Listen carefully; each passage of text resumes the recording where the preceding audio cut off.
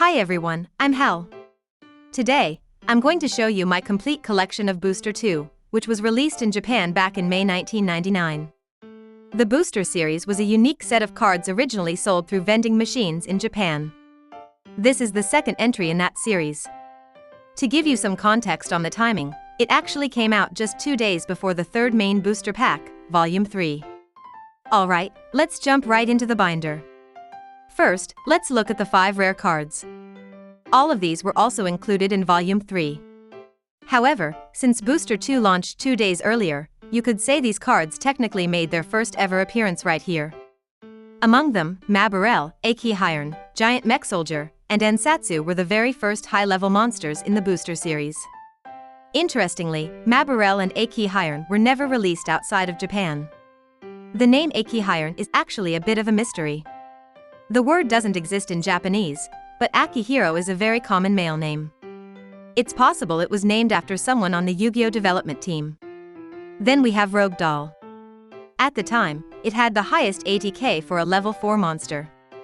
But once Booster 3 was released, similar ATK stats became common even for normal monsters, so it didn't see much play after that. Now, let's move on to the normal cards. The Booster series is famous for having many obscure cards that are exclusive to the Japanese OCG. First up is Key Mace number 2. Isn't it cute? As the name suggests, it's the counterpart to the original Key Mace. Its type and attribute are the exact opposite. In the early days of the OCG, there were several of these color variant monsters. Next is Winged Dragon, Guardian of the Fortress number 2. That's quite a mouthful. This is another color variant, the counterpart to number 1. Believe it or not, this number 2 version was actually released as an OCG card before number 1 was. Also, despite having dragon in its name, it's actually not a dragon type. Since number 1 is a dragon type, they probably changed it to give them some variety. Let's move to the next page. First, I want to show you the statue of Easter Island. The flavor text says it fires circular lasers from its mouth. Because of this, it's widely believed that this card was modeled after a character from Konami's classic game, Gradius. It has a pretty cool backstory for a card. Next is Fairy Witch. This is another one that was never released outside of Japan. In Japan, waifu cards or cards with cute girl illustrations are very popular, and this one is a fan favorite. And here is Asilo Hero. This is actually the very first hero monster in the Yu-Gi-Oh OCG. Its text mentions that it comes from a different dimension, so just like elemental hero Neos, he's a hero from another world. In fact, in Yu-Gi-Oh! Duel Links, Jaden Yuki's starting deck actually includes 3 copies of this card. On to the next page.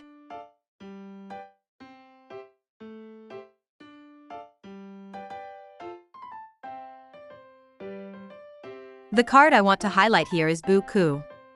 Again, this is a Japan exclusive. The artwork is the perfect mix of cute and creepy, and it's personally one of my favorites. I love the concept of a wizard that takes the form of a book. I remember using this monster a lot in the old Yu-Gi-Oh video games. Now, let's look at the spell cards. The spells on this page are all equip spells that buff specific attributes. They increase ATK by 400 points but decrease def by 200.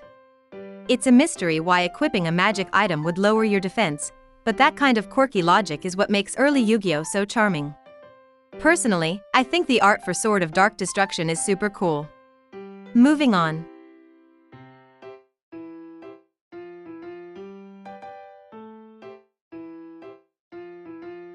A standout spell here is the Inexperienced Spy. With this card, the concept of scouting your opponent's hand was born. It really helped expand the tactical side of the game. Next to it is Dark Piercing Light.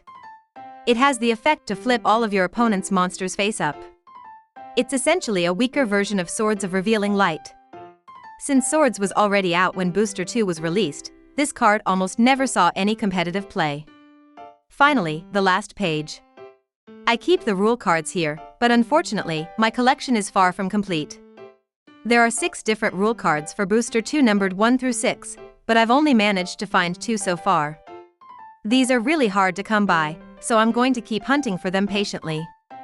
So, that was my Booster 2 collection binder. The Booster series has so many niche cards, which makes it incredibly fun to collect. I highly recommend it, though the downside is that they can be quite difficult to find outside of Japan. Thank you so much for watching until the end.